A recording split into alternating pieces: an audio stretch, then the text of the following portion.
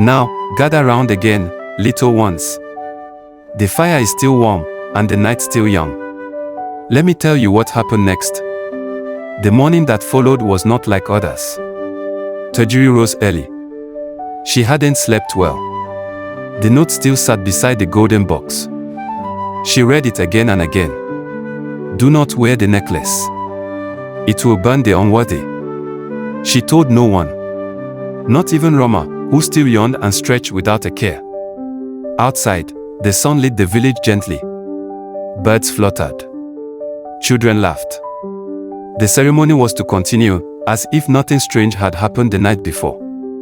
But Tajiri's heart was no longer calm.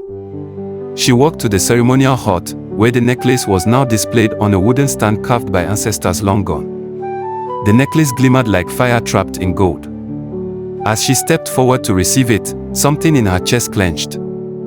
The moment her fingers touched the metal, a sharp sting raced through her palm. She gasped quietly, but smiled through it. Because queens don't flinch. And heirs do not ask questions. From the crowd, the drummers played on. The dancers spun in circles of joy. And among them, a shadow moved. Zinofa had left the healer's hut. She walked among the people like a ghost. Her clothes were cleaner, but her face still held the weight of what she had carried across the hills. No one knew her. No one noticed her. But her eyes never left Tajiri. Tajiri, cloaked in fine cloth, lips painted with ash-red dye, and smile taught by duty. And then, the drum stopped. Not because the music ended, but because the sky changed. Slowly, almost gently, the blue above began to bleed into a strange crimson. The elders squinted. The children pointed. The birds, for the first time, stopped singing. Tajiri looked up, and her eyes locked with Zinofa's. For a moment, just one heartbeat, the world felt hollow. Then came the voice. Not shouted, not spoken, but heard. Inside their ears. Inside their bones. The blood remembers. Even if the people forget. Panic began to rise. Whispers. Questions. The chief stepped forward, lifting his staff. But before he could speak, a woman collapsed near the dancers. It was one of the servants. Her eyes were wide, mouth open in shock. Her hands red. Not with paint, but with blood. Blood that dripped from the seams of her robe. Blood that seemed to come from nowhere. The crowd backed away in fear. A baby began to cry. And in the chaos, Ori arrived. He held nothing but a blade wrapped in cloth, and a stare that seemed older than he was. He looked at the sky, then at the crowd, then at Tajiri. His voice, calm but heavy, broke through the silence. The sky warns before it burns. Tajiri clutched the necklace again. This time, it did not sting. This time, it burned. Good, good. You're still listening. Let me stretch these old bones by the fire and tell you the rest of what happened that crimson day. Now listen carefully. The fire at the center of the village crackled strangely, as if it too could feel the tension. Chief Moro stepped forward. His voice, once full of thunder, now trembled ever so slightly. Return to your homes, he commanded. The ceremony is delayed. But no one moved. They stared at the red sky, at the bleeding servant, at Tajiri, whose hand still smoked faintly from the necklace.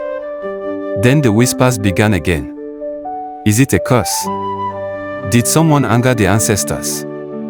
Was it the girl, the stranger? Zinofa. She stood motionless near the edge of the crowd. Her robe tattered, her feet bare, but her presence unshakable. The scroll she brought was gone. But her purpose wasn't. Ori saw her, too. His hand rested on the wrapped blade at his side. The way he looked at her, it was not fear. It was memory. He had seen her face before. Years ago. In a different village. Under a different sky. And suddenly, his blind father stirred. Old Boko, the blacksmith's father, who hadn't spoken in 5 harvests, sat up from his mat back at the forge and whispered. She returns, when the drums lie and the sky forgets its color. Back in the square, Tajiri's cousin Rama ran to her, grabbing her wrist. What's happening? She asked.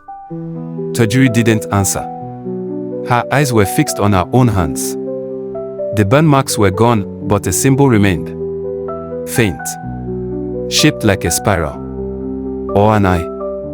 Behind them, Zenofa finally spoke. Her voice was barely above a whisper, but it reached every ear. She is not ready. But she must wear it. Or we all burn. Chief Moro turned to her, rage and fear dancing in his eyes. How dare you speak of things you do not understand? Zenofa looked up. Her eyes met his. You knew this day would come, old one. You read the scroll. Boro's lips tightened. The elders behind him murmured. Someone stepped back. Someone else crossed themselves. That scroll, sealed with the ancient crest, had not been meant for all eyes.